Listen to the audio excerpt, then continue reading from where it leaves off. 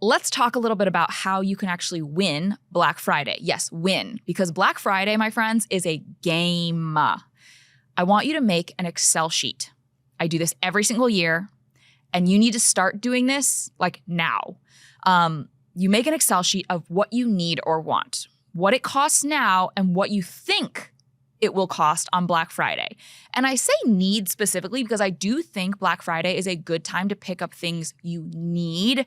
So whether that be home appliances that need to be replaced, whether that is new winter clothing if your coat has a hole in it, it's like true needs, this is a great time to get them. But also, you're allowed to want stuff. Like, we work so hard for the money that we make so that we can enjoy it. I don't want you to feel like you are not allowed to spend money, but this Excel sheet is going to be really, really helpful. And aside from just the name of the item, the store it's from, what it costs now, and what you think it'll cost on Black Friday, also, if you're shopping online, paste the URL there so that you can find it easily and quickly so that you don't lose time, because I do recognize that some of these sale items go fast and furiously, and you're going to hear this podcast and some of you are going to be a little late on getting to the item that you want, and then it's going to be sold out and you're going to hold it against me. So I want to make sure that you have the opportunity to get what you want. But this is going to help you surgically check off the items that you actually plan on purchasing and make sure that your budget actually fulfills that need. Something that I like to do, and it's a little late this year, but you can certainly do it for next year, is I start a sinking fund a couple months ahead of the Black Friday sales.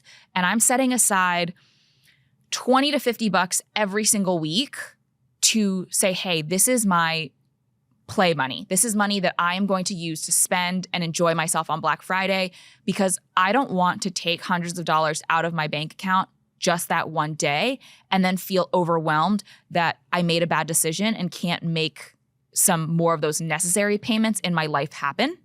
So sinking funds are really, really good for that purpose.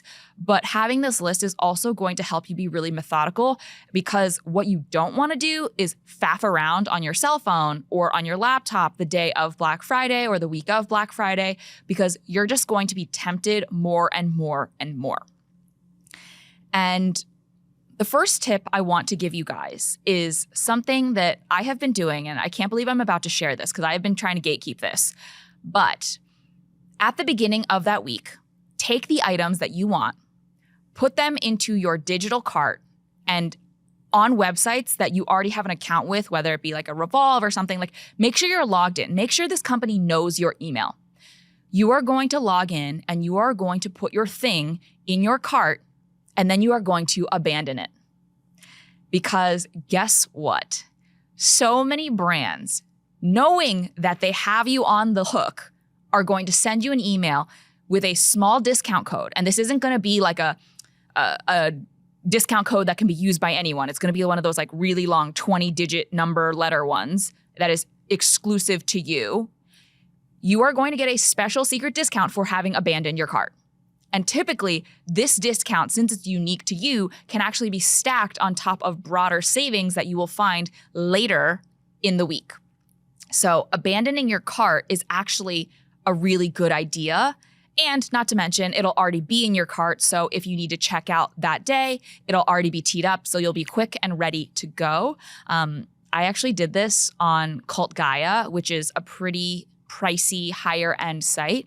And they offered me 10% off. And 10% off of, a really, really nice $500 dress is $50. And that's a lot of money. So just make sure that you are taking advantage of an abandoned cart. Furthermore, I highly, highly recommend that you tap into a Cashback app. Yes, I am the queen of cashback. I like to double dip. First and foremost, I like to get cashback on my credit cards. If you are a heavy spender at certain retailers, they may have credit cards that give you extra points against those places. For example, credit cards that give you extra rewards for shopping on Amazon, what have you. But aside from just your credit card giving you rewards points for your spending and making sure that you responsibly pay it off every single month, you can tap into something like a Rakuten, RAKUTEN. something like a Honey extension or Dosh, DOSH. These are cashback apps and they're affiliate websites. So essentially what you do is either you go to the website, Rakuten, Honey, or Dosh, and then you can actually navigate to where you want to shop and it'll automatically be able to provide you with cashback. Or you can do what I do and get a Google Chrome extension, like a plugin. And whenever I'm about to check out, it'll say, don't forget, you make sure to get cash back with whatever. And then I can just click a button that is in my actual browser. And this gives me cash back. And this has been so immensely helpful. 2 Black Fridays ago, I actually bought a mattress. It was a purple mattress. I had never seen it discounted that deeply, but I bought it off of Macy's.com. And because, again, big box retailer, I was able to get 10% cash back from Macy's, which was a huge amount on a mattress. It's like $1,000 mattress. So I saved $100, not to mention I got credit card rewards points. I had a discount code on there. It was really, really great savings. If you're going to be spending money anyway, you might as well get rewarded for it. And if you aren't using these tools, you're leaving a lot of money on the table, and I don't want you guys to do that. Up next, I would also say use price tracking tools and extensions. So something like a camel, yes, the animal name 3 times, can actually help you track price drops and discounts to make sure you're actually getting a good deal. So oftentimes on these holidays, you'll see a slash through the original price of a product and then be like, oh my gosh, I'm getting such a good deal.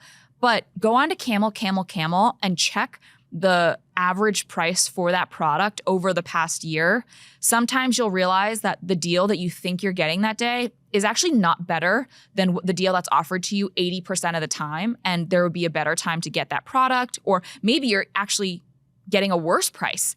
But I use Camel to make sure that I'm getting an actual discount, not just a discount after the price has been artificially hiked ahead of a holiday. So just make sure that you're checking price history and getting a real deal. And I want to back up a little bit also and talk about how to ensure that you are buying the right things. Something that I feel like a lot of us struggle with is understanding the value of a dollar. And this isn't like a lecture-y way that your dad would say it. I truly mean it because we do not understand what a dollar equates to, but we do understand what our time equates to because we are so deeply tied to what we're doing at the moment. So I think something that's more effective than calculating your purchases in dollars is actually using a strategy called value-based spending.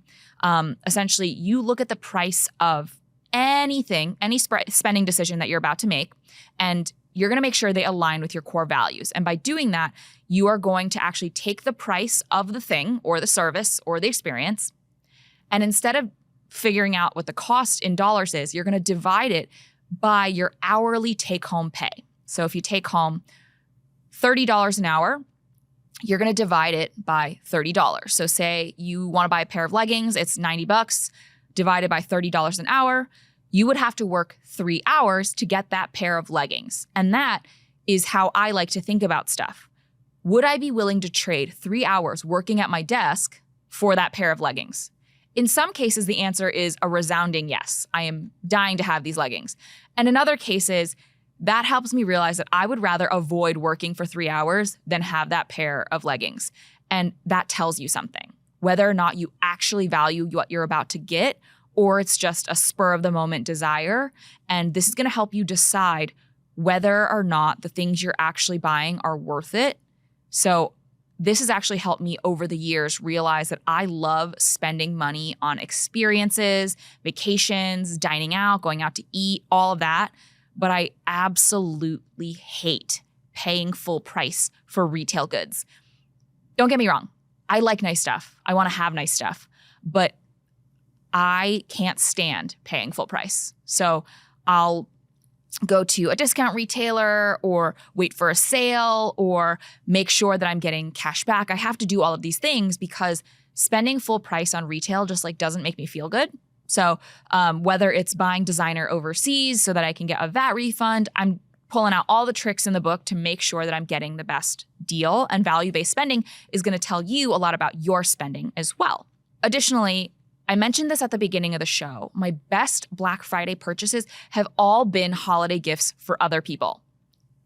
Every year, I get every single gift that I am planning on giving over the holiday season on Black Friday or Cyber Monday or the week, whatever.